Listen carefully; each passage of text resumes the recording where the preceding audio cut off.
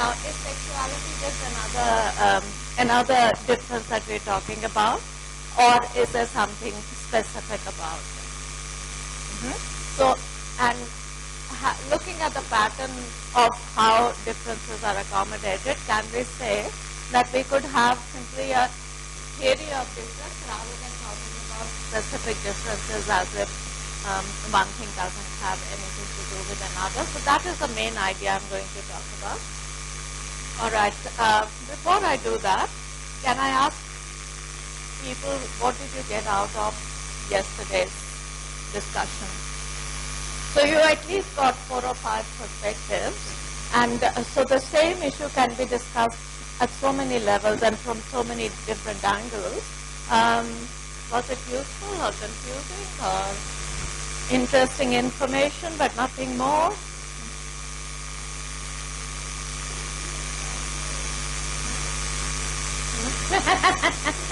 So categorize what you did yesterday.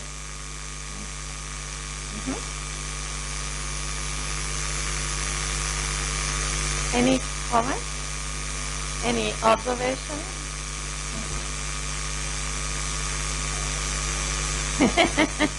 Because that is one of the questions I'm giving you in your...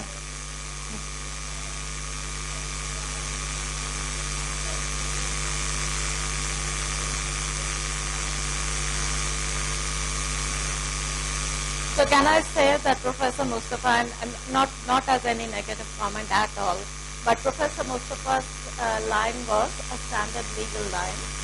My line was slightly deviant legal line. Professor Kannan's line was a non-legal line. Vijay's angle was that she was using the concepts but extending them to an area that we usually don't think about. Professor Quinn was giving you a comparative analysis of how the ideas are used in the European context. So were all of them saying the same thing, similar things, different things? What do you say? So I've got your question ready, your assessment task ready. So I've given you two statements, and I want you to pick one of them, and I'll send it tonight. I want you to pick one of them and then argue on that, and I've made it very clear in the instructions that you will not be marked upon your point of view. You will be marked upon how you argue for your point of view. And I'm hoping that you will use the available literature and the available ideas to be able to support your argument. When you're making an argument, a complete argument is where you can counter the other side of the argument. So whatever position you take, you will have to still respond to what is the other view. So a public and private divide with regard to religion is a reasonable way of organizing life. Yes or no? Can you imagine the world without us using public and private distinctions? That's what Professor Quinn said at the end, that whatever the limitations, I would not suggest that we can give up the distinction. What would happen if we gave up the distinction? Can you imagine a legal system where there are no limits as to what can be regulated and what can't be regulated? So one of the biggest arguments about dividing the world into public and private spheres is that it is a way of curtailing the reach of the state into certain areas of your life. But first question, do you see that this is the idea that is used with respect to religious personal laws in India? That is, Professor Mustafa said that the court has decided right at the beginning, after the constitution, that religious personal laws are not laws. Then if they are not laws, then whether they are in conformity with the constitution or not doesn't matter. And if the argument is that all religious personal laws in some way or another give women lesser rights than men, then what is the remedy or what is the avenue available to women to argue for legal equality? How would you move forward on that? Have you guys done family law? So you do know what I'm talking about, yeah? So all religious personal laws give women slightly or more than slightly lesser rights in the name that these are religious laws, and if they are religious laws, really it's no business of anyone other than the particular community to decide how to modify them. And if the court is saying that these are not laws in force, then the argument about using the constitution to argue that they are unconstitutional doesn't apply. But the history of courts and religious personal laws is that again and again people have tried to go to the court and say strike them down as unconstitutional because they conflict with the fundamental right to equality. Every time the court has found a reason to not do so. They just don't entertain the petition. So you don't have to decide on substantive arguments, you just don't entertain the petition. So as a woman who's wanting to change or as a man who thinks that this ought to be changed, what are your avenues?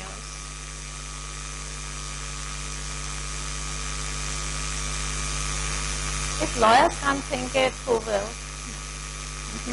The rest of the society is not worrying about these issues.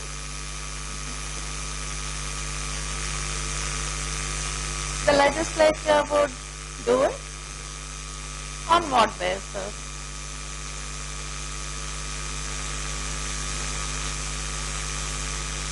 Can you imagine? One argument could be that we make all rights equal, irrespective of which religious law it is. Can you imagine another model? So Uniform Civil Code was one of the provisions in the directive principles, and the argument was that that's one way of creating equal legal rights for men and women in areas of family law, but the politics of the situation of the issue is such that nobody really wants to go down that track. All right, this is the impasse that you are in. You are advisors to the government. Now tell me how can we move forward? I'm a progressive leader and I want to change things. Can you imagine how you would go forward? Can you suggest how the government should go forward? All you consultants, you're not going to get paid if you don't tell me. The point that I'm trying to make, I'm not trying to put you on the spot, is that our imaginations don't allow us to get out of thinking in terms that are made to look like that these are inevitable terms. So what are we talking about? Religious personal laws and the state, that is the secular state. How do they interact? Basically, we go around in circles and not much changes. So if you wanted to change the discourse of this issue, can you think of a way of doing it? Uniform Civil Code discourse doesn't work because too much political baggage is attached to that. So how would you go about it? Do you know in India that children can be adopted? Under what law?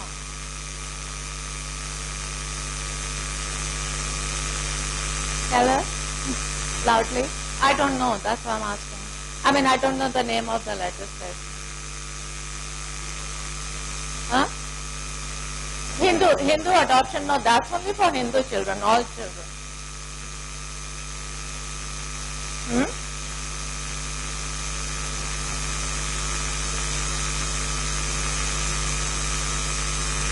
Hindu Adoption Act is there, but that's only for Hindu children. I'm saying for all children. So that is the point that I'm trying to make, that Juvenile Justice Act was modified, and basically it said that if a child is a neglected child, then the child can be adopted, and there are no restrictions about what the child is and who the adoptive parents are going to be. In other words, we use the subterfuge of Juvenile Justice Act to do something that wasn't allowed to be done for 50, 60 years since Hindu, not even Hindu, since the Constitution was enacted.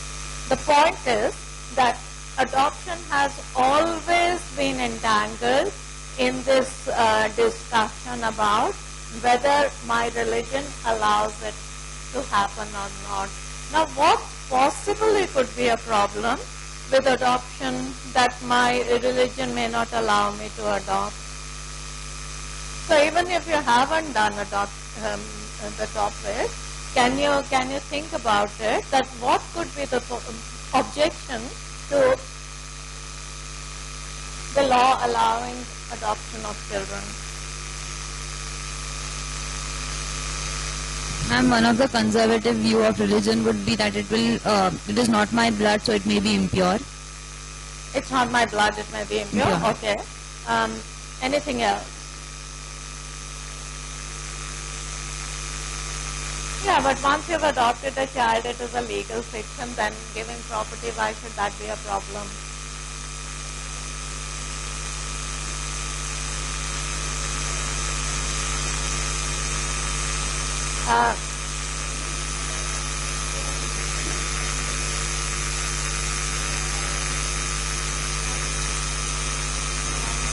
Are the people who would benefit if you do not adopt?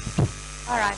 So, yeah, that's true, but like that doesn't take you very far in any other area of law. One of the biggest struggles that people wanting to bring in an adoption law is basically coming from Islamic leaders who are saying that Islam lays down the proportion of property that can be given to various relatives.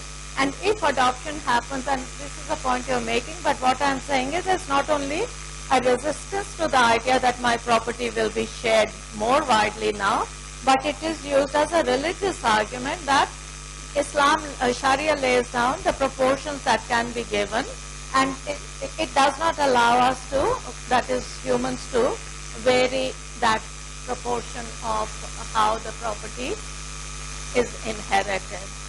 This has been a fundamental argument that has prevented adoption being legislated for not only Muslims but every other community except Hindus. Why are Hindus allowed to adopt? Under Hindu law.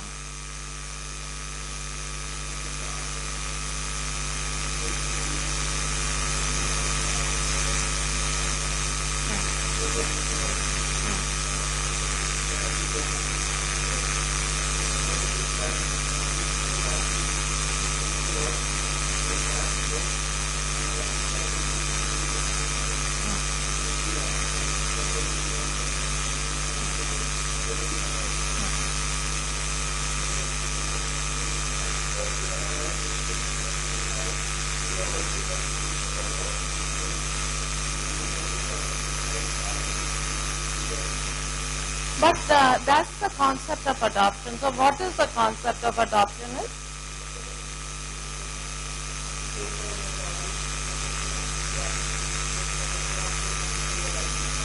So that was the Hindu logic of it.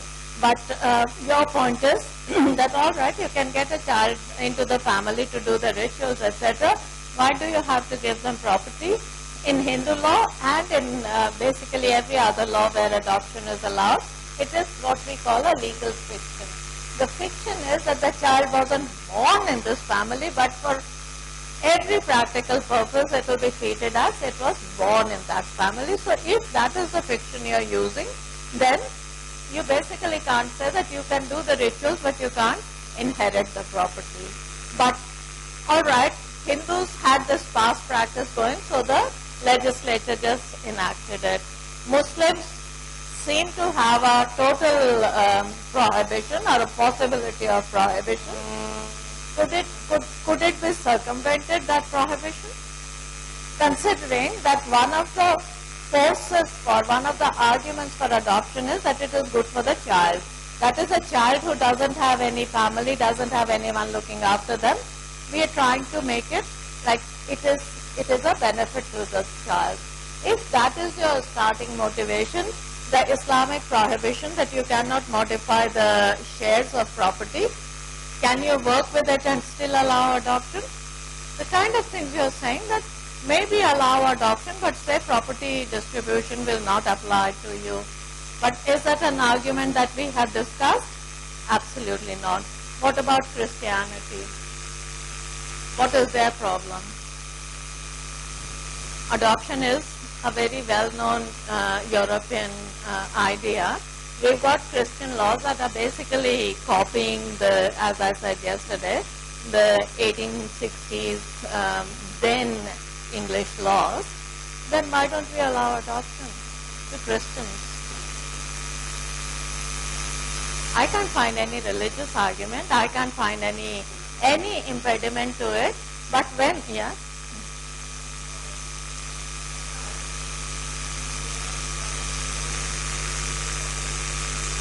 So then they should allow adoption in at least, if not out. You got the point? So every time an adoption law has been proposed, the church leaders have objected on the grounds that it is against our religion. And the government has accepted that argument. But nobody really tries to find out where in religion does it say, in Christian religion, that you shall not adopt. Secondly, the Christian law that we apply in India, can you really call it religious law except for the fact that it applies to the Christian community? That it is all based on legislation. There is not even a pretense that it is based on anything other than the then existing English legislation. So the point I'm trying to make is that we work with this idea that religious personal laws are somehow outside the jurisdiction of the state. Why? Because it is to do with religion, and religion is a private sphere activity, and that's why we don't do anything about it. And what is the consequence? Inequalities for women are then considered inevitable. Nothing can be done about it. Along comes the court and says it's not law, so we don't really have a contradiction in a constitution, so we don't need to do that either. Do you see the enormity of the problem? That basically we are using legal concepts of public and private, religious freedom, and religious identity as givens that cannot be questioned. If we don't question them, then do you think the doctors and engineers are going to question them? It is your profession. You are the guys who are supposed to think about laws. If it is a non-issue for us, can you imagine that for the rest of the society it's just a given? We live with an Indian penal code which was enacted in 1800s. We can live with family laws that were enacted much before that. So this is the point that Davis has been making throughout, that how the law manages to justify existing inequalities is by the use of categories. It makes it look like that it is an inevitable state of affairs. So who's going to argue that if personal laws are religious laws, then we have freedom of religion and then we don't even go there? The discussion yesterday was that is it acceptable device that the court is making a distinction between essential and inessential parts of religion. You don't even get to the concept of religious personal laws. So whether religious personal laws are, first, I'm not accepting that this is the way to go, but that's the practice of our courts, that they make a distinction between essential and inessential aspects of religion. This categorization, does it help you deal with the issue of religious personal law? Could you say that religious personal laws fall in the category of inessential aspects of religion? Could you?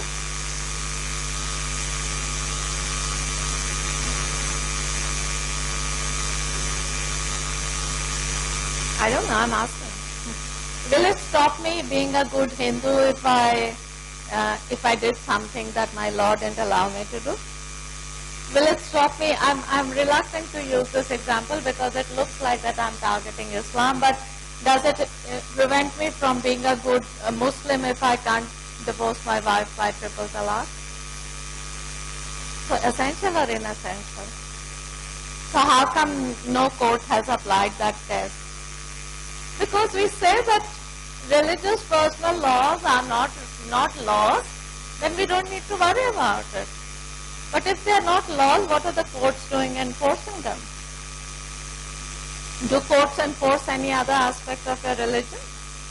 When they make a distinction between essential and inessential, they say essential parts are outside of state intervention. Inessential parts can be looked at. But why aren't they willing to look at religious personal laws under that categorization? So you have created a category called religious personal law, and you have assumed that it is religion. Then you have assumed that it is essential aspects of religion, so we don't need to worry about it. Shouldn't we be all jumping up and down? Okay, this is the standard way of arguing. I'm asking you, is there an alternative way of arguing that you can imagine? Your brief is that you have to make a fair family law for everyone. Could you do that? What would your fair family law look like?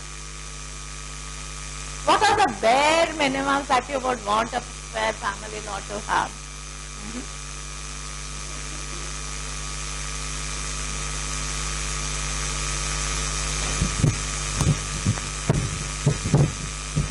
So the problem arises when your family law exceeds or devalues the constitutional principles. So every law, no law can devalue constitution, that's a given. So you're starting from a clean slate. Okay, now what kind of a family law do you think would look like a fair family law?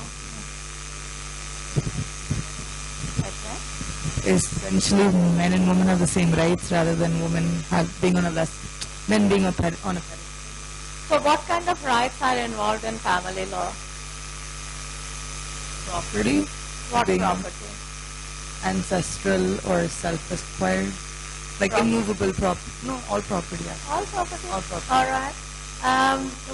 Why is property a family law issue and not a property law issue? That is good. That you have, you inherit property, but what if that is the case and you can say that there is a property law that deals with it, then why should family law have to deal with property issues?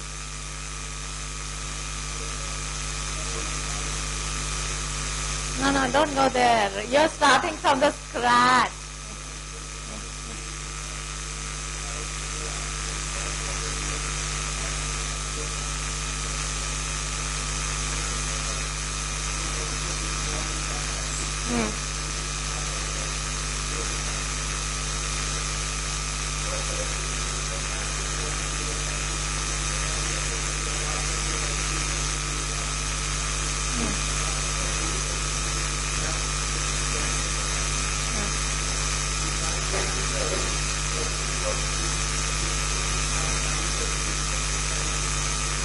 Okay, leave that aside. I'm accepting that your membership of a family can give you certain rights. Most of the time, there's succession rights. Most of the time, if you're not saying that it is a co-parsonary, etc., which is probably not for most people, it's not relevant. Leave that aside, bracket it for the timing. You're getting married. All right, all of you, individuals, you have a partner tomorrow. You have a life for 10 years together, you have a life, the marriage finishes. Do you think property division is an issue? Is an issue? Should be an issue? What are you saying?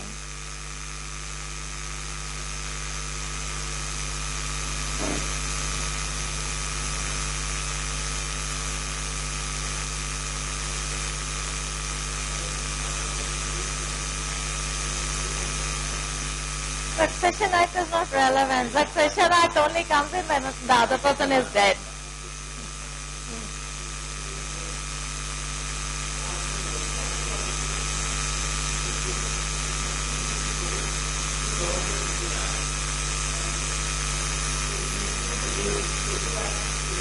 Okay, I agree. Now, how should they be regulated is what I'm asking. So what I'm saying to you is we are so entangled in thinking about rights to do with family law as religion oriented. Alright, leave that aside. I'm asking you to start again and make a fair family law. What are the kinds of things you will need to think about? Tell me. You have to enter into a relationship. You want it to be a marriage. You want it to be a heterosexual marriage. Yeah? Why? What if I want to be with a same-sex partner? What gave you the right to define marriage as a heterosexual union? Majority opinion? Do you live by majority opinion in everything else? If the majority opinion is that women should be denied equality, will you agree to that? Majority opinion is that the husband can beat his wife at least once in 6 months. Will you agree with that? No laws are justified in a democracy by reference to majority opinion. So what are they justified by? If it is a criminal law, it is justified by the harm principle. If it is other things, and family is a island if you like, basically the argument is when two people come together and they create a family, there is division of labor happening to look after the children primarily. Okay? Now, when you have to look after the children, basically the argument is that not both of you can be as economic actor as the other one. So you have to make a choice. Somebody has to take a little bit of a back step to say that family comes first and the other person then becomes the economic contributor and one person becomes the caregiver. Now, can you put male and female on that? You can do. I don't need to tell you. Nothing in law says that women have to be primary carers, but we live in a society where they are. What are the consequences? So we are also living in a society where relationships do come to an end. When they come to an end, how should the law deal with it? Should it say that the primary carer, who is not a strong economic actor, should be paid maintenance? Should be paid maintenance? Or something else? In the 10 years that you've been together, you have accumulated X amount of wealth. Who does it belong to? Both? But it's in one person's name usually. The person who pays for it gets the legal title. So what I'm trying to say is that these are the issues that need to be addressed when you're talking about a fair family law. We don't get there. We are stuck in this religion allows that religion doesn't allow that. The main issue doesn't even get named, leave alone addressed. So the first point that I want to make with this example is that ethnicity or ethnic differences in that you belong to this community or that community gets replicated like that. That ethnic difference also has a gender consequence to it. Now, in the name of religious personal laws, we have washed our hands off a situation where majority of women in family laws in India have lesser rights than men. And we call ourselves what was the ad campaign some years ago? India Shining. Right? Really shining? And it's not only a women's issue, it was also men's issue because men are the beneficiaries of the system. And we as legal thinkers are basically saying too bad, too complicated, political issue, minority issue, and the rest of it, instead of challenging the very categories with which discussion is organized. So that's what I'm saying, that one way of proceeding forward is to say, keep your religion, keep your religious personal laws, but if it is a religion area and you say that nobody else can interfere, fine. But then if it is a religious, let me call it a right, why do you come to the state to enforce your religious right? Do you see the point? That first you say it is to do with religion, keep out of it. Then you say, this is what my religion gives me, now enforce that right. So make up your mind, is it something that you want state interference in it or not? You can't have it both ways, but we have it both ways at the moment. So the state of affairs that we have, I think it should be a concern for everyone that our family law issues need to be reframed. That is, yes, we acknowledge that it is a politically sensitive issue. Find a way around it. Why have you all washed your hands off it and said, this is what Hindu law does and this is what Christian law does, etc. Juvenile Justice Act did one little intervention and said, okay, we'll never get a consensus on what every community can agree about. Let's bring it in to the back door. And basically adoptions now happen under a federal law, but the only issue here is that the child has to be first qualified as a, classified as a neglected child for the legislation to become available as a mechanism. Do you have the, who has the mic? Mic.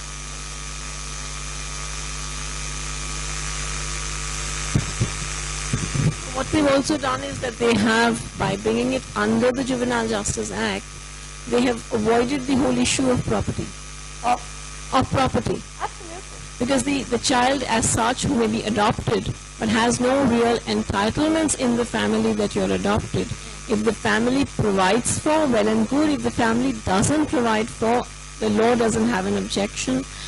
And to that extent, I would say the juvenile justice adoption is a secondary, or like a, what is it called, a second rate kind of It's not a desirable outcome. not just not desirable, it's also like, you are, what is it, that specific term that you use, when you are a second-rate citizen, or you have not the best thing, but you have the next best, or the best we can give you in the circumstances. That's one. And it does, because, see, when the rest of your law is personal law driven, and you have brought in your adoption through the Juvenile Justice Act, all of you who've done HAMA know that you are only permitted to adopt one son and one daughter. If you want to adopt two sons or two daughters or two sons and one daughter, any combination, you can't.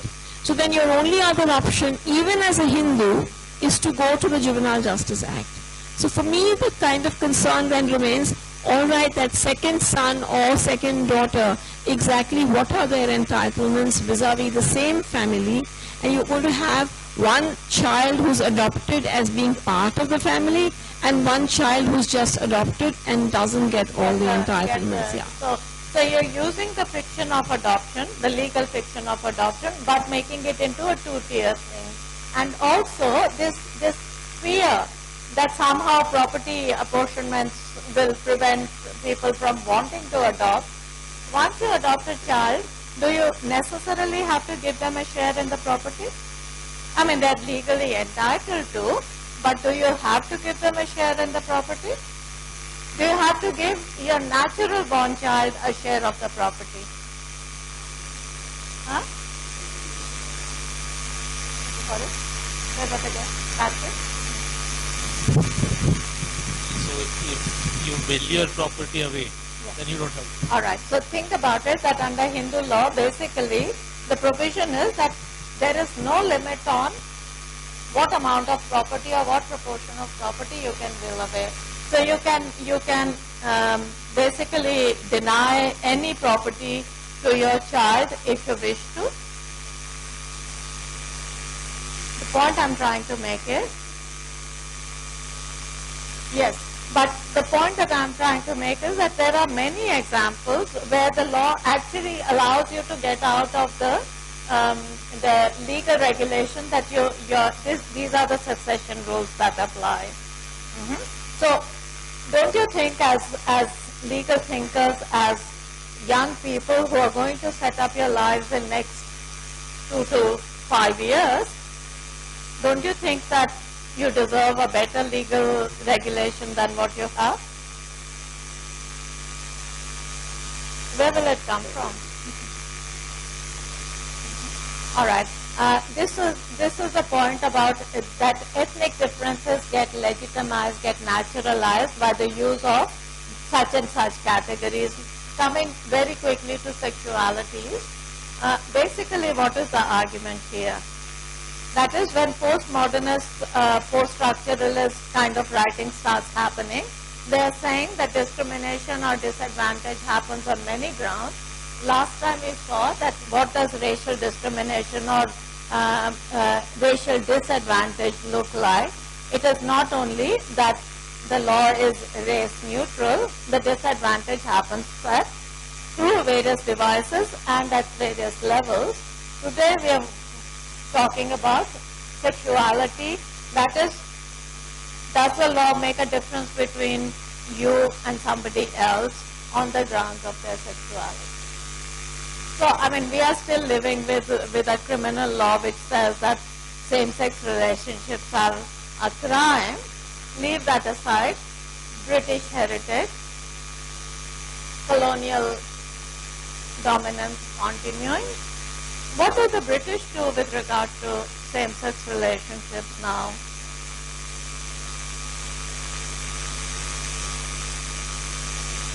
Louder, louder.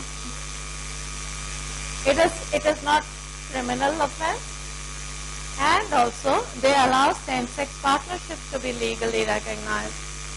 And what are we doing? What are we doing?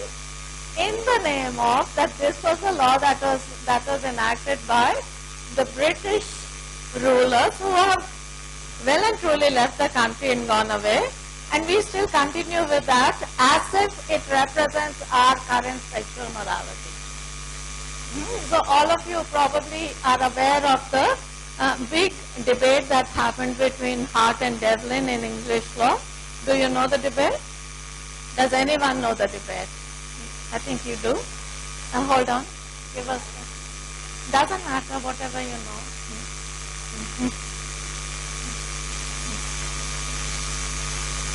I don't want to put you on the spot, but tell us what you know. So what was the debate, do you know?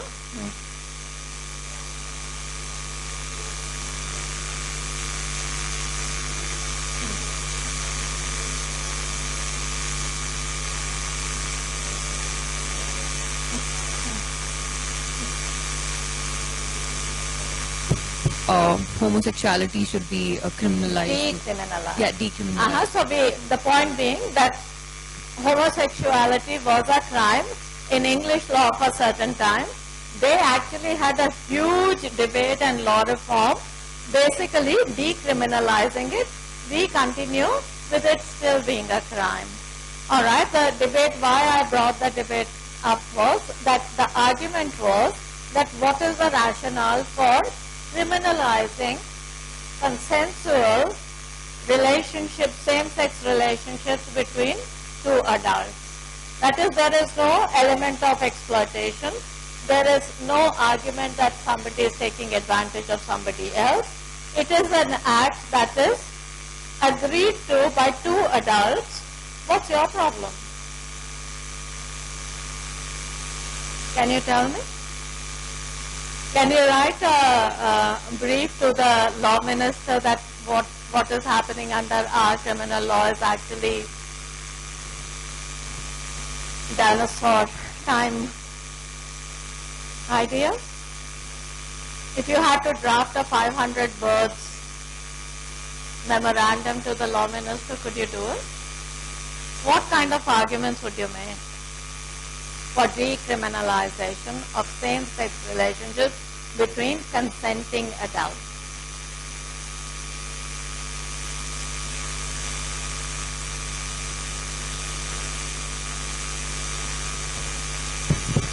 And one of the arguments which are put forth for maintenance of Section 377 is it is unnatural offences. If we struck down this legislature, it will be it will be harmful for animals, because in the act it is written that intercourse with animals. Okay, So- leave that aside. Everything else. So again, now it becomes the responsibility of the legislature to make a new law, because I'm asking you to advise the legislature. What would be the argument? to modify this Why? section. Why? Just because I'm saying? No.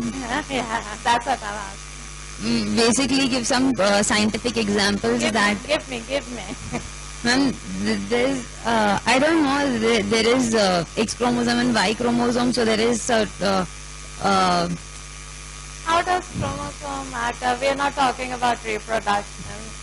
there is an argument which I don't, I don't want to push you, but I want everyone to think about it, that every argument that you're making is, be careful what are the assumptions on which it is being made. I think somebody wanted the mic there.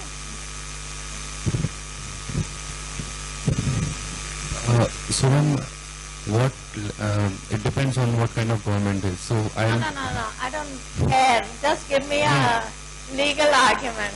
so legal argument, like I'll be coming with this, I'll be citing religious texts where it is Your religion, what's that got to do with my religion? because in the end the government which is sitting there.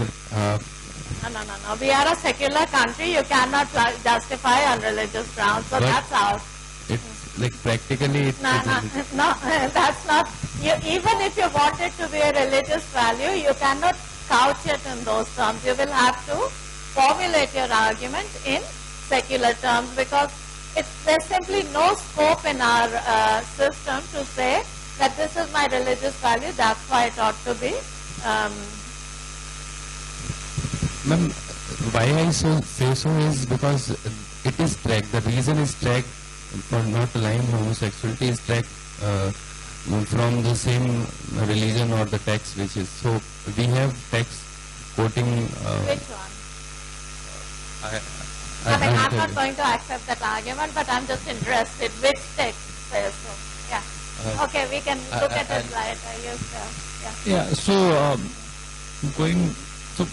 IPC doesn't say that this particular, law is for one particular religion or traces back to this No. particular. Your job is to say why this shouldn't be there.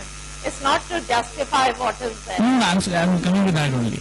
So while we have this section and when we have justifications like this, that the reason behind this provision is because there are some text in some religion or multiple religion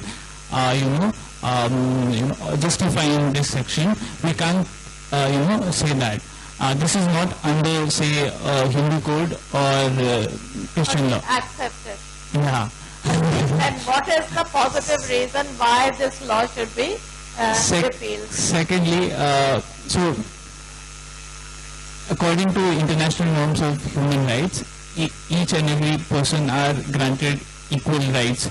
We have respected, male, females, sexual autonomy, their freedom. Then why only target one particular group of people who come under that provision, and their sexual autonomy is governed by the state All right. through the means of legislation? Yeah, can everyone note this, please? I want you to have a list of reasons by the end of this class. So what you're saying is, international law demands that we have equality between people, and it's not only between men and women, it should be between. Thirdly, we would also have to, so when we have it in today's scenario where laws on, inside IPC only, when laws on, rape and other things are being amended, is it not time to also relook on that? That we are starting from that assumption that it needs. Yeah. And fourthly, when we are discussing this provision, is it not necessary to take the opinion of the person whom this provision is being affected, should their representation not be in, say, legislature while when we are discussing this amendment or something? Cover that an equality argument. That why Yeah. deny me equality on basis of my Yeah. sexuality. Okay, I'm just going to give it to the other end of the.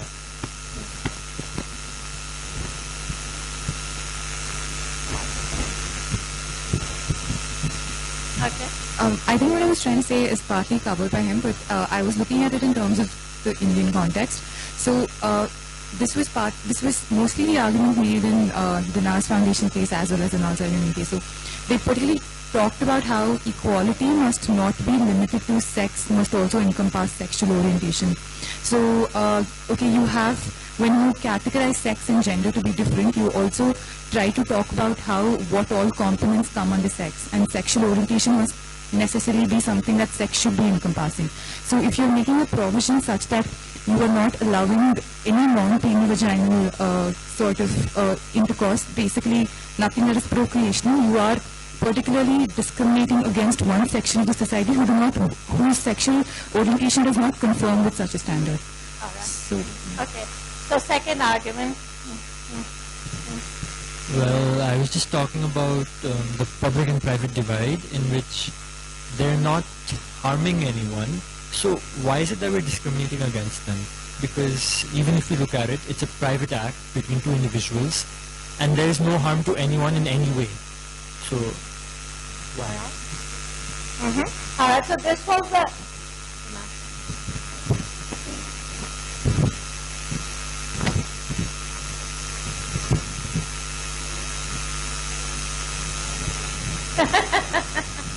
Okay, you might as well say something now. No, you're nothing to say?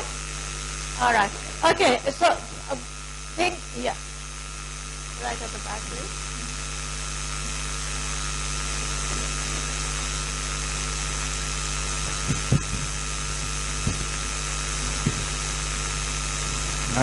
One of the arguments is that it is a slippery, it will lead to slippery slope. Like people will then argue for like incestuous relationship, and as she said,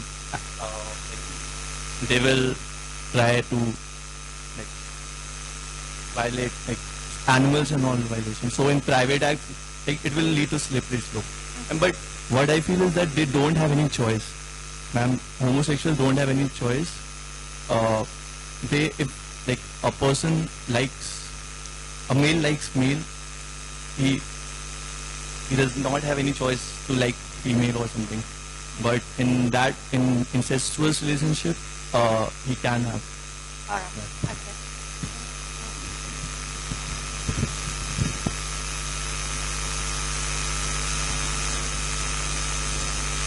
Come through some literature which says that sexuality per se is flexible also. I mean, so it's not stagnant. So that was just a point which I was trying to add to this point. So section 377, I think why is it wrong is, it also prescribes only a particular kind of sexual activity which is allowed between a male and men and women also. Any other activity, sexual activity which is not conformed to that is also unnatural as per section 377. All right.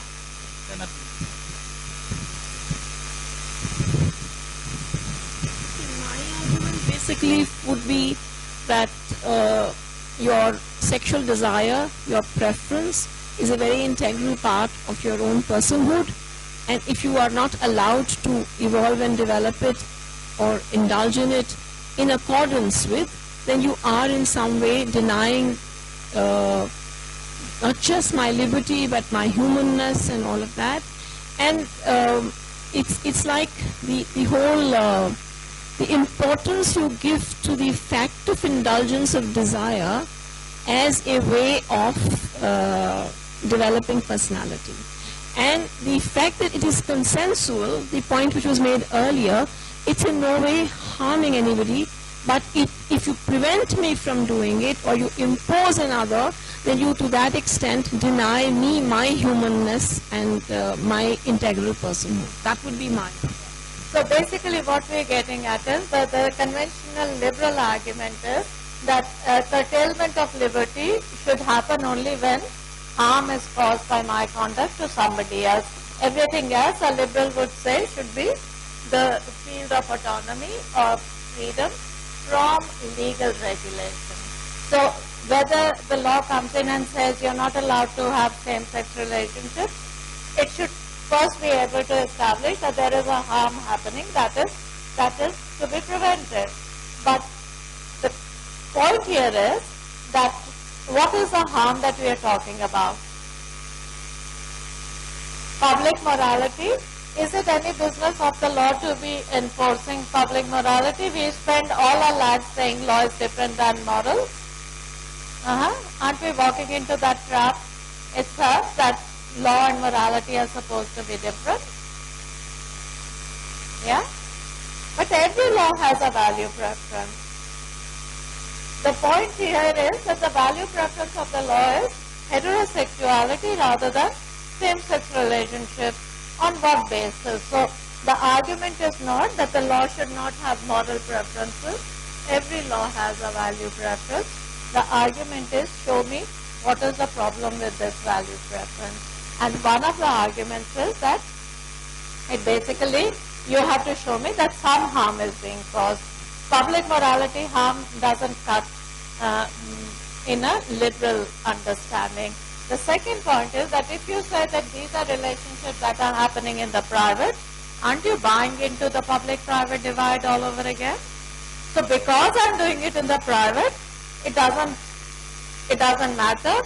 Why doesn't it matter? Not because there is harm or not harm, but because in the private sphere the harm principle doesn't operate.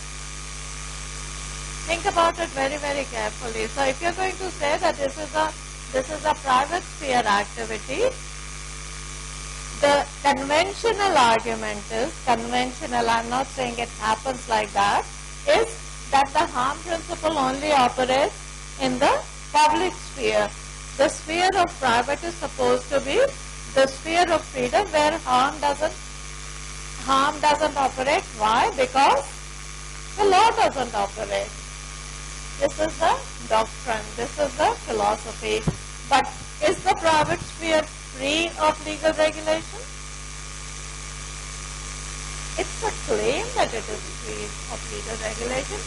A lot of our private sphere activities get regulated, and in some ways what happens in family relationships is also considered private sphere activity. Are family relationships regulated or not regulated by the law? So one of the arguments is that this public-private way of dividing the world sort of pretends that private is the sphere of non-regulation. Regulation happens, but it happens selectively. So domestic violence is a good example.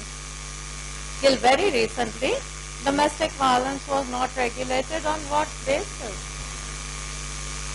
Everywhere else violence is a problem, but in personal relations it is not. Why not? Why not?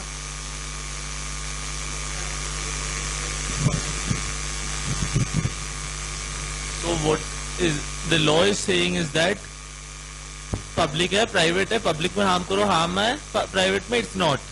So shouldn't it instead be that if there is harm happening, it becomes public, and if it's consensual, it's private? Alright, very good. If it is harm happening, it doesn't matter where it is happening, we'll regulate it. What about sexual harassment? Was it always considered a harm that needs to be regulated?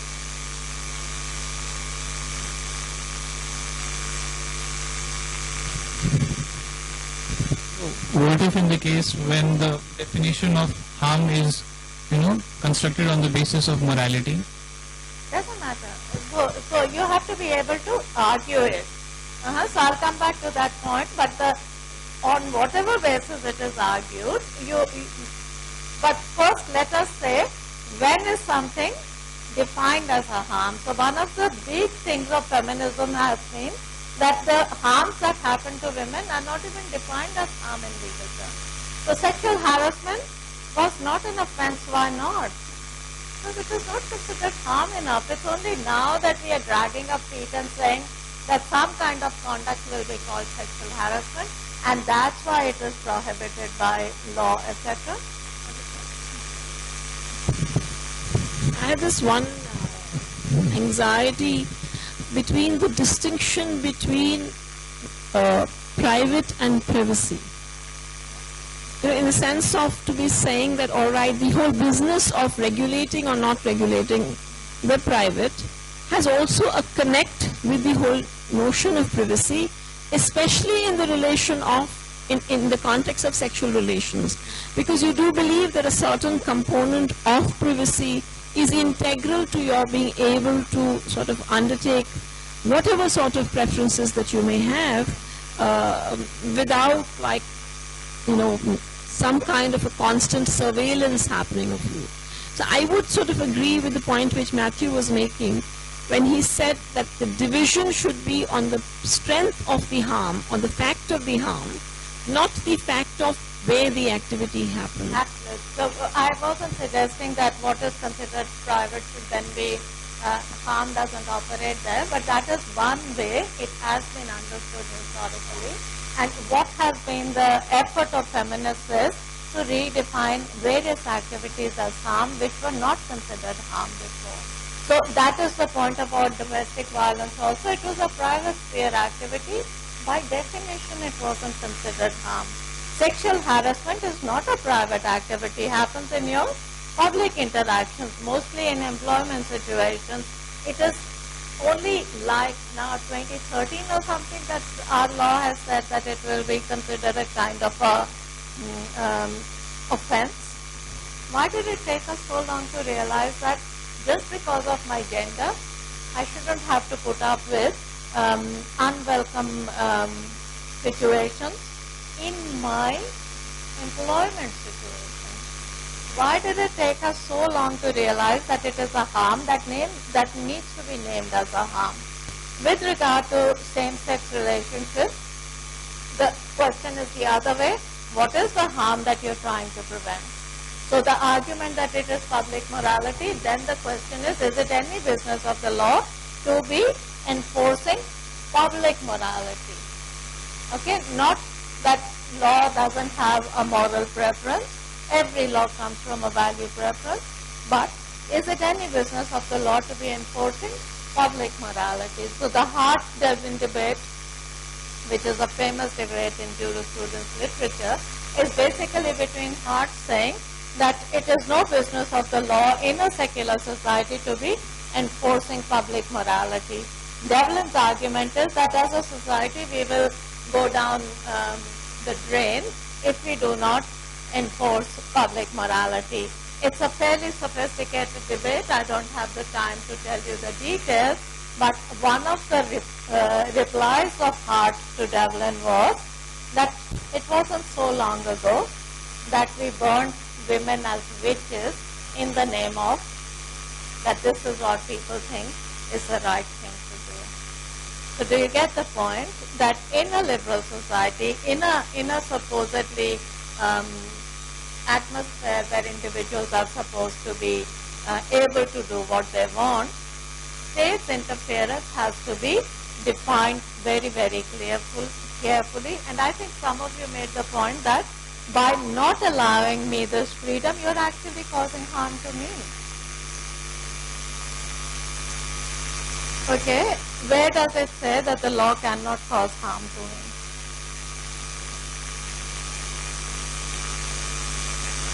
The law says we will regulate your freedom if your activity is curtailing somebody else's freedom because that constitutes harm. Where in your legal thinking do you find that the law should not harm the individual?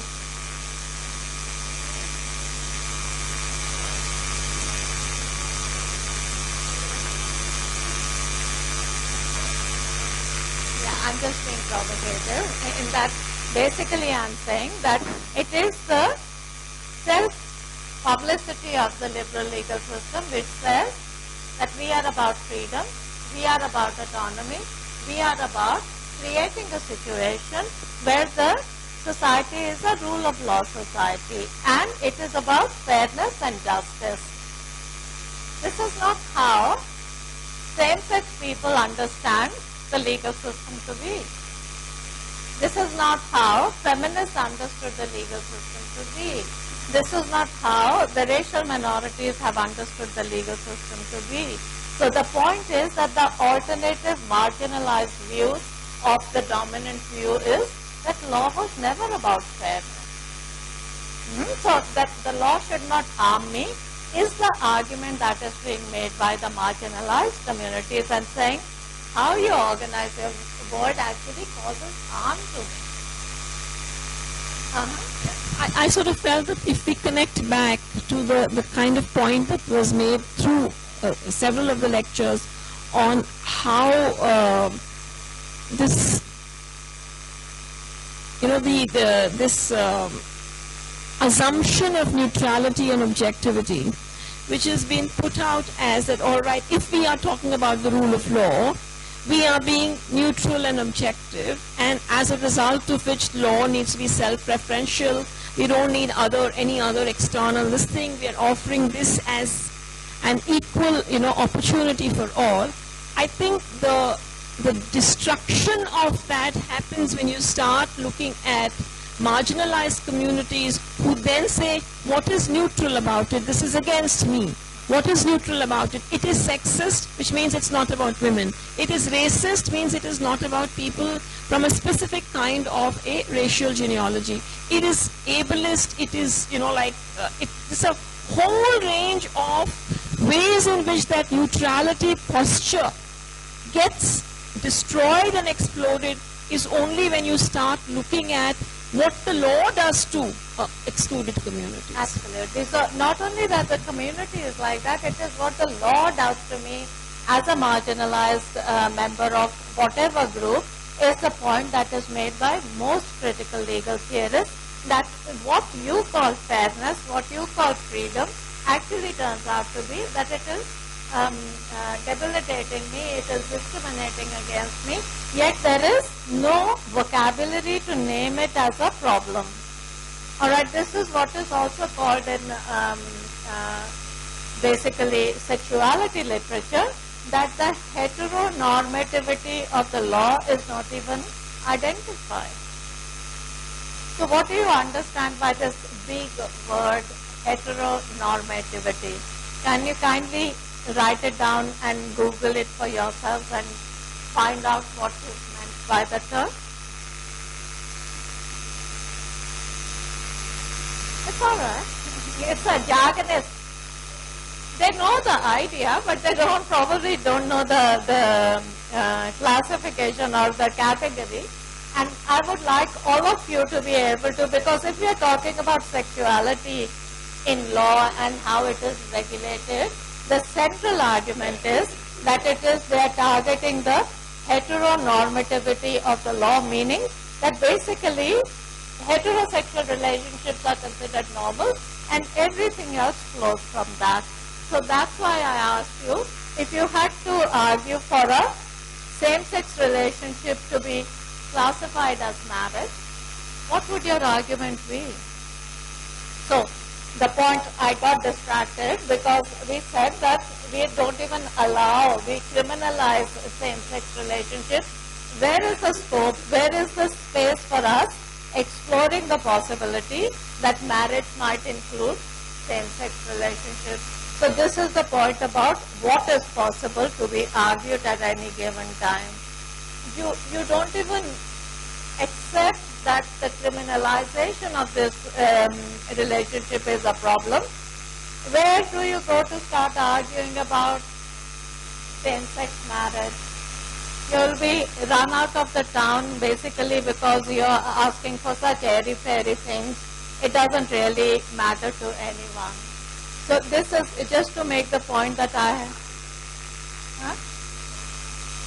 it's not part of our culture. So this is, yesterday we had this discussion about feminists and use of makeup. The point that I was trying to make is that basically if you are using makeup, initially feminists had to target it to problematize an idea that women have to look beautiful And there's so much of cosmetics industry and the rest of it to the situation where feminists had the space, the mental space and the conceptual space to say, to be a feminist means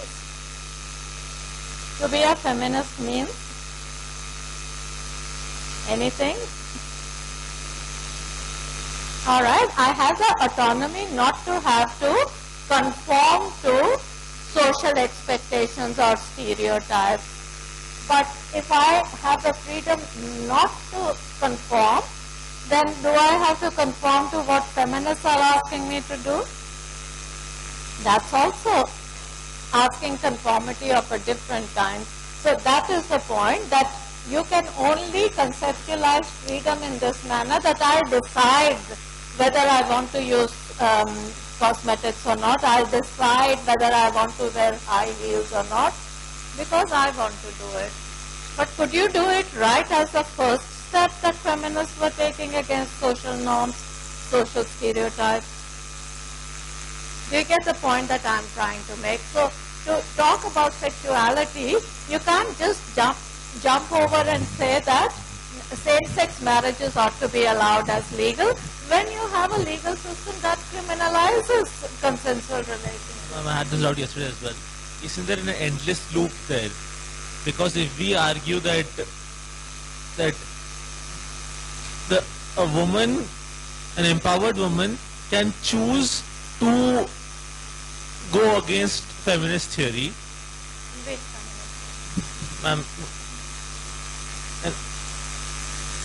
so feminism argues for equality to avoid women being stereotyped from conforming to a certain notion of woman.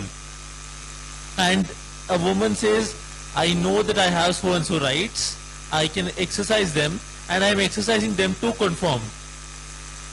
To conform to what? Okay, this is the point I'm trying to get at. What you're getting at, I think you're not articulating it, that if a woman in today's context decides to wear makeup, decides to look pretty, decides to look feminine, then she's basically saying that I decide not to conform to the expectation of being a daggy looking feminist.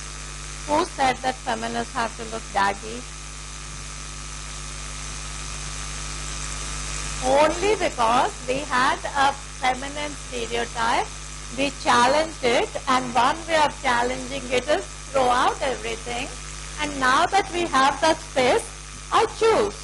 I want to look feminine, I don't want to look feminine.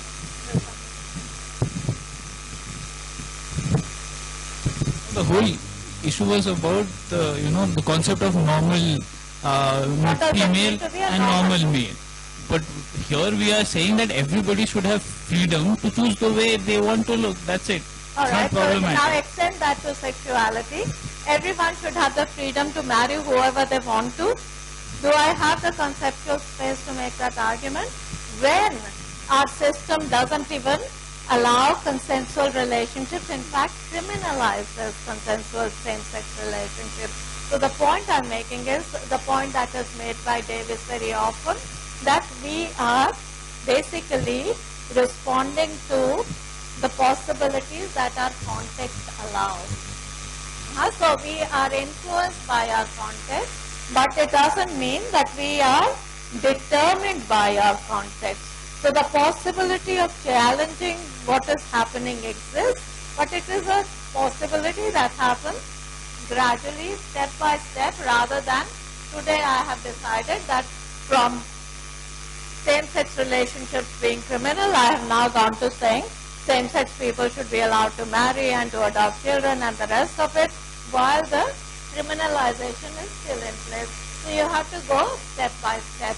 If you did not have fundamental rights in the Constitution, could you argue for non-discrimination? How would you do it? Where is the conceptual categories? Where is the conceptual apparatus? Where is the vocabulary?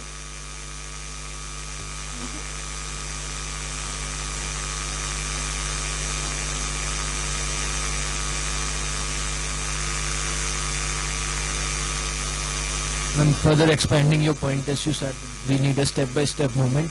So, what I believe is that allowing a same-sex marriage is a really far goal now, because firstly we need to decriminalize the same-sex marriage, but we don't have a platform to support if we make a same-sex marriage as legal, because we need a lot of marriage regulations, laws, how do we decide the maintenance if something happens. So your same argument that we don't have a required or a strong platform that can support if in future same-sex marriage are legalized.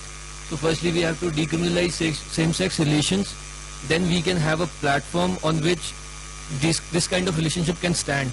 Then we can move ahead whether we can actually legalize same-sex marriage or not.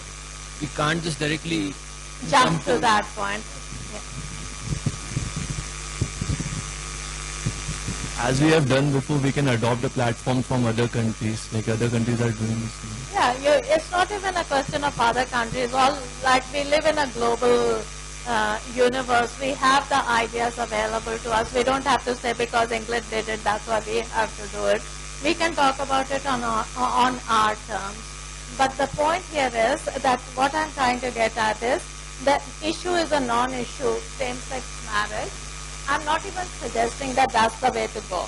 But what I'm trying to show you is same-sex marriage is a non-issue for us, not only because it is a criminal activity at present, but also because we don't talk about family laws other than as religious personal laws. So what would constitute an ideal family law, a fair family law? The first thing you would have to do is, I have to define what are the relationships that will come under it. So will it be heterosexual relationships only, or could it accommodate same-sex relationships? Now, if I want to put a cat amongst the pigeons, will it only be monogamous relationships? Could it be polygamous relationships? We just take it for granted that we know what is required. We need to question every possible category to see what is being achieved by us using that category.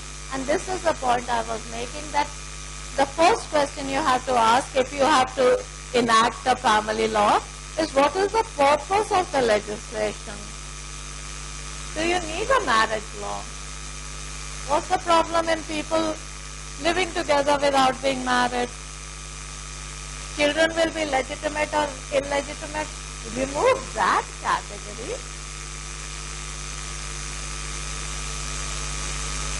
Why? Security. Of what? Social security. Like what? Tell me. What is the security? Tomorrow, okay, if you are a woman, if you are a professional, you are able to look after yourself, etc. It's a very small minority of our population, but even in that scenario, you are married, the guy walks out after 10 years, what is your security?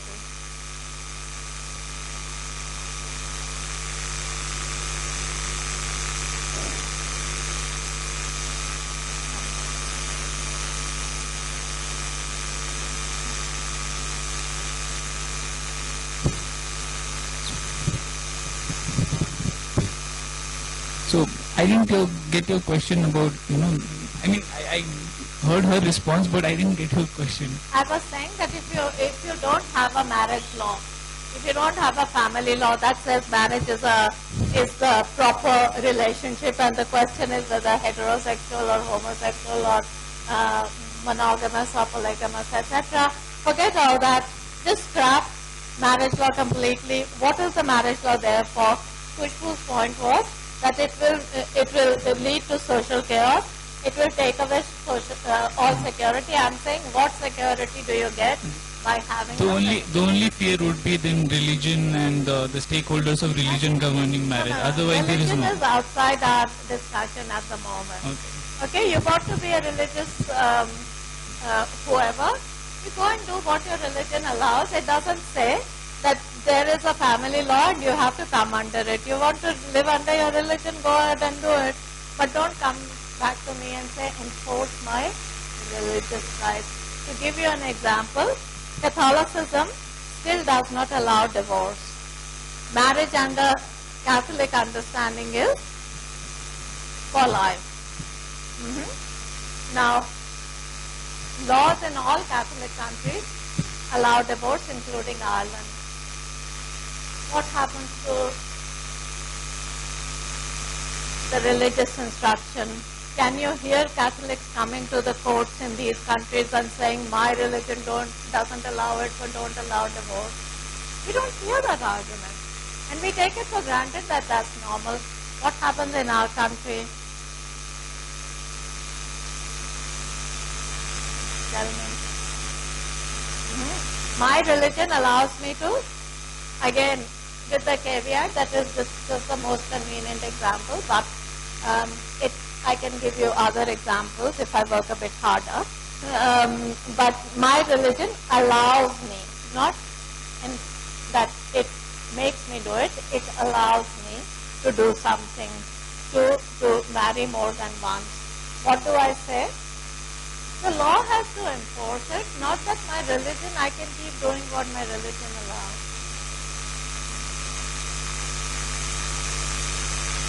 Provide another kind of an example. That, all right, when it comes to the whole question of divorce, you say that, or you will look at the Indian Divorce Act and accepting for what is permitted there or not permitted. And if you are a Catholic and it's not permitted by your religion, we do not provide you for any exit point.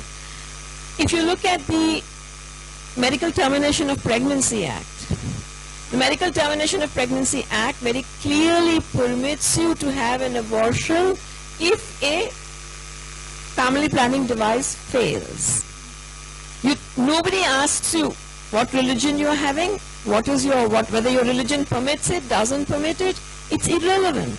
So wherein you feel it is suitable for you, for your larger policy, you don't then go and ask. Because again, in the Catholic system, you forget about having an abortion, you don't even allow the use of a family planning device. You, at the most, what has been now permitted is, all right, you permit a certain amount. Either you permit the use of the, what are seen as the, I'm forgetting the exact term, but you might allow either for a withdrawal, before ejaculation, or you might permit the whole use of looking at the menstrual period and finding out what is your period of fertility or otherwise. And I think it's a very telling example, which again demonstrates to us that the so-called public and private is so conveniently constituted, and your deference to religion or otherwise is also works accordingly. And it's a very stark kind of example, because when it comes to reproductive, any sort of meddling there, that is wherein Catholics have taken a way more non-negotiable stance than has been done even in relation to divorce. Absolutely. And that is a very good example for us that right to abortion, women all across industrialized countries have fought tooth and nail for it, like it has been a very hard-won right. What has happened in our country? Nobody asked for it. The state went and enacted the Medical Termination Pregnancy Act. If any of you want to do a thesis on that, absolutely gold mine of stuff.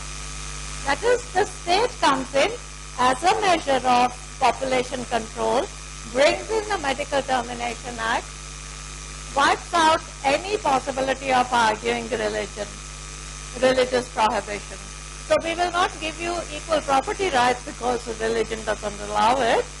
Religion also doesn't allow medical termination of pregnancy. We will not even go there. So what happens to this religious versus secular ideas, public versus private ideas? So the point of the exercise is for us to have our antennas up all the time, that the categories that we are using are categories that serve the, if you like, the current, whatever the political agenda is. And if it is discriminatory to any section of society and you do not make it problematic, then you are perpetuating the discrimination. So then,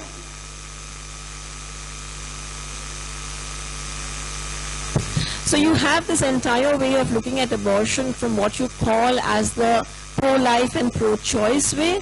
My issue somewhere is that when abortion is provided to you in this manner by state law, and consequently it is very easy to be using abortion in a son preference country as a mechanism of, furthering that preference. You're saying, all right, we do not permit amniocentesis, we don't permit you to get the test, but you're finding increasingly that an ordinary ultrasound can get you to know. That's one aspect. Which is then a whole range of pressure mounts to go ahead for abortion as a way of, advancing a specific way a society wishes to be. Secondly, it has been well established medically that abortion as such is really suicidal to the health of the woman. So when you use abortion as a birth control matter, and you do not look at whether it is like the kind of research that you're doing in relation to the female condom, whether it's in relation to what are the other kinds of consequences, you have to that extent, though you have permitted abortion, I'm really very, I have my own doubts about it, whether I could ever categorize it as a pro-choice thing. Absolutely, that's the point. That it is I just wanted to expand that. Yeah, it is not, that is precisely the point I'm trying to make, that we have provided for medical termination of pregnancy not as a women's right, not as a bodily autonomy, not as a pro-choice measure, but as a state wanting birth control as a population control measure, with damaging consequences to the health of women who undergo that. The point being that where does religious prohibition come in here? Or where does that argument come in that we don't go where religion has its domain? So if nothing else, it should alert us to that the categories that we are using are problematic. So going back to the sexuality argument then, what are the categories that we are very comfortable with? And the point was made earlier that it is not only heterosexual, homosexual. This idea that sexuality can be categorized into neat boxes has been well and truly challenged. So what is the business of the law to be regulating any kind of sexuality? Alright, so your marriage law is looking more and more complicated. So not only it allows heterosexual unions, it allows same-sex unions, can it also allow transgender? Who are you to tell me that I cannot marry because of my sexuality? What right have you got to do that? But we do it. How do we do it? By using categories as if sexuality is this or that and nothing in between. Alright, what about fluid sexuality?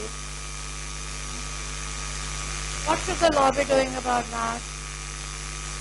Can we get rid of all this and say, really, if two people want to get together, let them get together. We don't really call it marriage or anything else. Why don't we do that? Historically speaking, what you were getting at, that it gives you security. It's basically the security was supposed to be that in a heterosexual union, in a society like ours, primarily child care work happens through the woman. For most of you who are highly professional women, do as well as your male counterparts. I said to you at the beginning, not as something to make you feel depressed about, but just to face reality, that in 10 years' time, you will probably, most likely find that your male colleagues are much higher in the professional ladder than you are. Why? Because society expects you to look after children.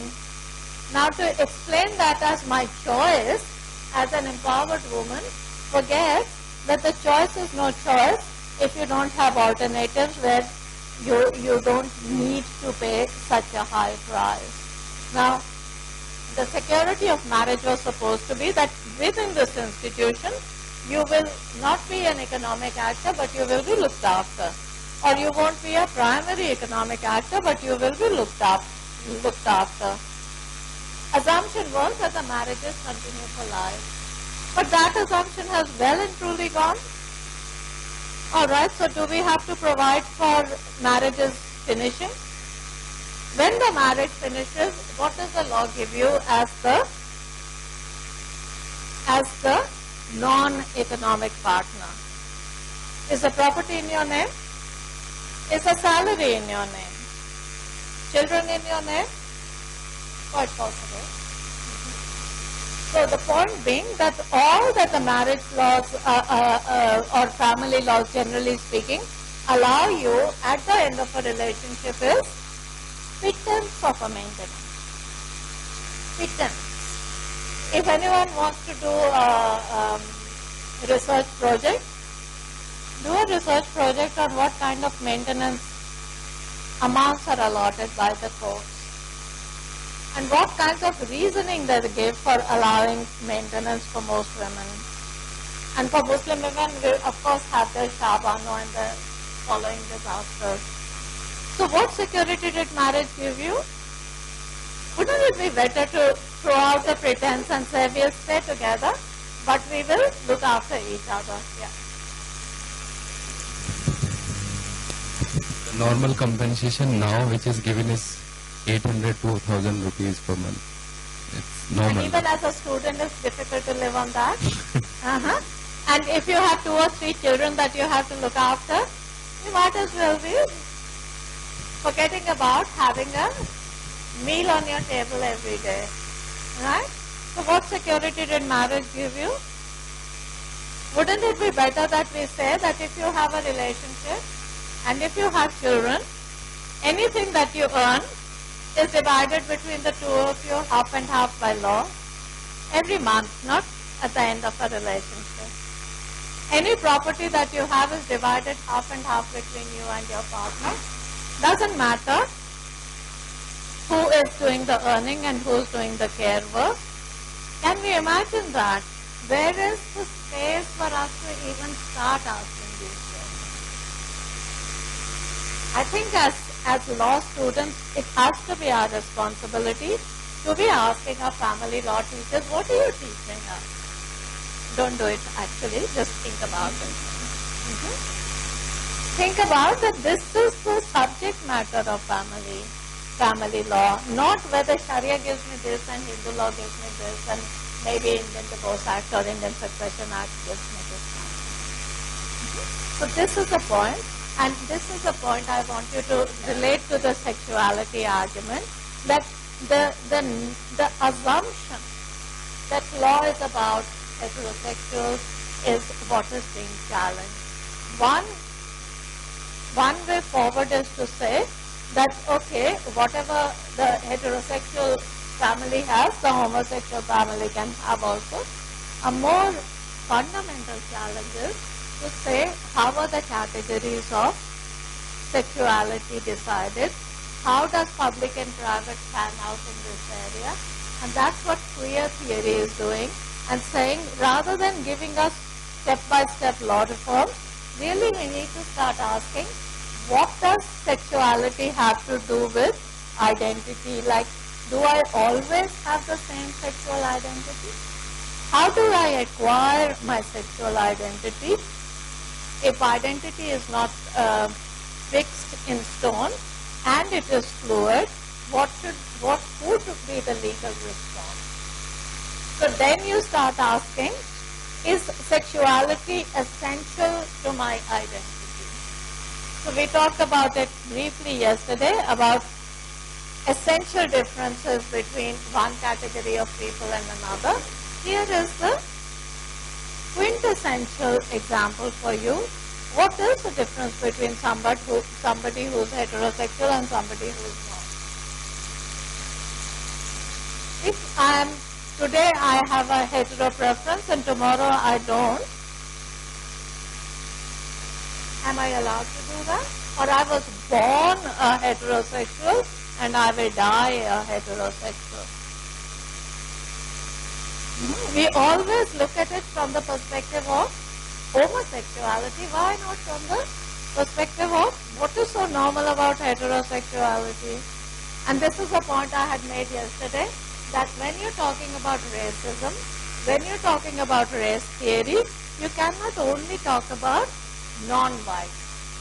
What is the issue for non-whites is basically because what is the taken for granted privilege for whiteness. So whiteness has to be your category of analysis.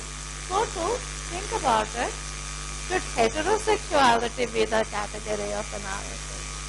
What is it that allows us to make it look like the norm, natural, inevitable, and everything else can fall in place? But no, we keep trying to accommodate the difference of homosexuals rather than looking at ourselves and saying, what is it that has allowed us to assume that heterosexuality is the norm? All right. I think I have done enough talking for a year, and I will stop here. So thank you very much for, yeah. One point I had when we talked about decriminalization or removing the law, I mean repealing such law, are we expecting too much from law when we think of removing or having a social change or having a social, removing a social evil? As lawyers, do we think that law is only important, or do we expect too much from law? And such changes, I don't think such changes are law's forte. Society is something which should cater to these. I think I'll make other What we are saying is not that law is going to bring the social change. What is being said is that when you have a law which criminalizes homosexual activity, then you are a barrier to any kind of other activity happening. So it's like, you can take any number of examples on that count. It is like supposing I say that the whole business of the point which Archana was making earlier, when she said you do not have the mental space of talking about same-sex marriages because you can't even disclose a sexual preference. The moment you disclose a sexual preference, you are in trouble with the law.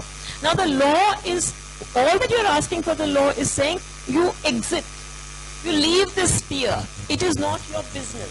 Similar kind of point she was making in relation to the whole phenomena of why does the law need to regulate who you marry or who you don't marry, whether you stay with somebody with marriage or otherwise, how do you maintain your entire set of relationships. It is like what the answer which Khushbu gave us, it gives us social security. And then as we talked it further, we actually found it damn all does nothing. All that it does, it curtails my imagination to think in terms of how do I want to relate with an individual at different points of time. In the film world, and that's interesting because relatively the kind of sexual choices that they make or the sort of relationships that they forge, they feel a relatively greater freedom to be able to do it more openly because they're seen as a class apart. But you'd find very constantly that people have been living with each other, have been carrying on a relationship which they find as very robust, and then they decide to have a child. And when they decide to have a child, very often people decide to also get married, and the only reason at that point they decide to get married is they do not want that child should anyway be, should feel jettisoned or should be feeling under defense because the parents have made more choices which are totally theirs. So they do not want that their choices should curtail the choices of their child, and hence they make that kind of decision. Some people do not feel that is even important and go further ahead. What I'm trying to get you to appreciate is nobody is saying that the law is going to facilitate that change in sense of saying that, all right, you should have this or that preference. But the law should not be a barrier for me to think whether it should be this or that preference. If you look at the whole phenomena of, and if there's a poster which Paramita Vora has left, which will be put up in the dining hall. It's a fascinating poster where she's got this whole, kind of a taxonomy of love, of relationships. And she's got that entire bit. It's a perfect queer poster where you're talking in terms of friendship without sex, friendship with sex but no romantic relationship, talking about a person who's happy being alone, talking about a person who wants, like a range of things that you put out there, and letting people say that, all right, you work it out for yourself, what you want to do. You also work out then that relationships of various kinds, especially if you have economic, financial components coming in, that's the point at which maybe you might require that you either enter into a facilitated contract, the whole business of transactional work, which is only looked at in the context of corporations, would be equally looked at in the context of human relationships, where you could say that, all right, we are entering into this partnership or this friendship, when if it doesn't survive, then this is the manner in which whatever we have, whatever kind of economic resources we have produced can get sorted out that way. So you're using the law very facilitatively, but you are using it. The law is not determining things for you. I think the point which is being made on a constant basis is no one has the slightest illusion that the law can provide you with this, but the law can prevent you from getting it, and that's the only thing that one is doing. All right. So basically, it's not saying that we can leave the law aside and keep moving. The point is, law prevents me from doing so many things, and that is the point. And law prevents me from doing so many things in the name of that it is for the greater good. It is for whatever. That is what is being questioned from the perspective of marginalized sections of society, and that is the message that basically the course is giving you, that you have to start looking at law as it affects not the mainstream but the marginalized sections of society, and all in the name of rule of law and fairness. So I have a question not related only to this class, but okay. Yeah. But I have a question. Now we got to know a whole lot of things, a whole lot of topics. We had a good discussions and all of that. At least for me, it was an eye-opener, for thought-provoking for some sense. But then when we see around in reality, the reality is quite in contrast with what we studied and discussed. So, like, how do you reconcile with that? Like, all right. So reality is really there, or it is there because we have been bludgeoned into thinking that that is inevitable, that is natural, that is out there. So all the tools of analysis that Davis is providing us is basically to challenge this notion that reality is out there and I have nothing to do with it. So what I have to do with it as an individual also is to start questioning what is presented to me as normal, as a reality. And if sufficient number of us do it, then the reality molds itself. So that is the point of Foucault and discourse, that basically we constitute reality, so-called reality, molds us. So I cannot ask for same-sex relationship while same-sex relationship as marriage while it is criminalized. If I take it that that is the reality, how will anything change? I have to change it. I have to start. Responsibility lies with each one of us. There was the only Harry Potter movie I watched. There was this one sentence which stayed with me where, I think at some point Harry says this, I do not know whether this is real or all in my mind. And the response which comes is that what says, or what makes you believe that what is in your mind is not real. So I genuinely do think that what one is trying to put forth here, and it's an ongoing kind of, Archana's coming here has started a dialogue for us. Hopefully she'll come many more times. Hopefully also the dialogue will continue in other courses. What is being said basically is, and that's why, though she and I were having this back and forth, that Do you think if we had called it rethinking jurisprudence, more people would have got interested? You know, as a marketing angle. But from a political angle, it is extremely important that it's called gendering legal education.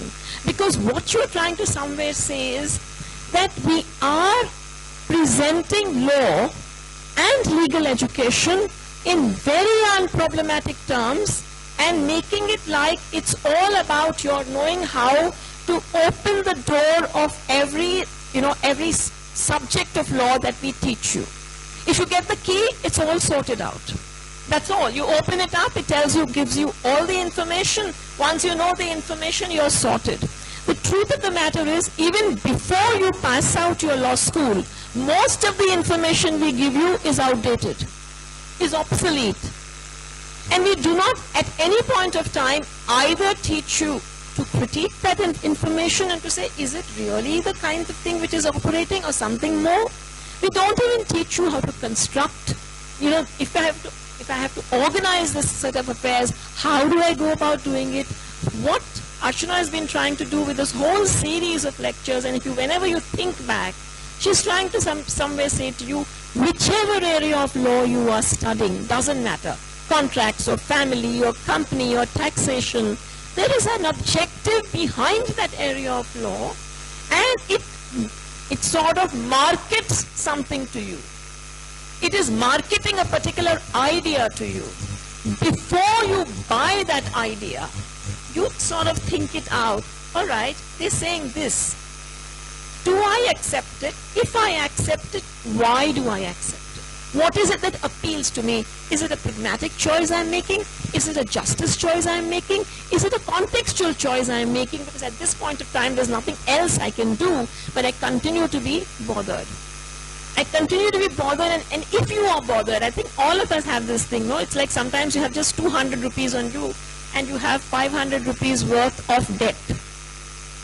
You then have to think your heart out as to how are you going to manage with the 200 rupees without getting disgraced, and work out which person I can request, which thing I have to spend on, it's that kind of a activity that one is putting forth, that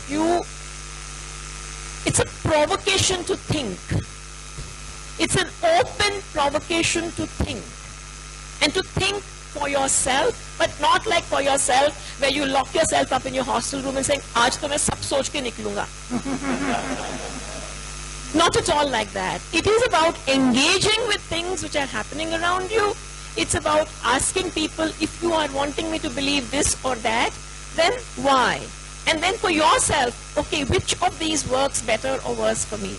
I'm just saying this one thing in relation to the assignments, because we said it as the class was sort of like trooping out. What the assignments are requiring from you is not to say, okay, Archana ma'am and Amita ma'am, if both of them are going to correct it together, they both hate positivism, if we kill it, we are sorted. I just want, hate or dislike or have a problem with it. You make the strongest kind of a case for positivism. You think it through. You could max the course. That's not the issue. What one is asking you to do is that do not accept in an unquestioning manner anything which anybody at all gives you, even us.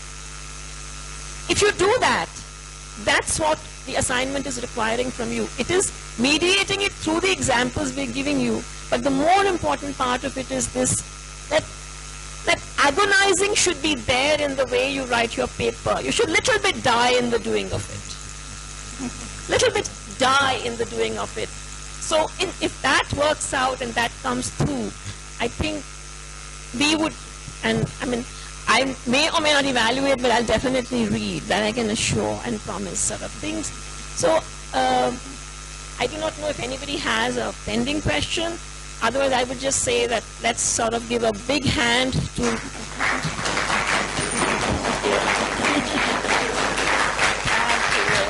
See, I asked for the big hand. The standing ovation has come on its own. Thank you very much. I really enjoyed haranguing you. I hope you'll remember some of it. Thank you. You've been very good.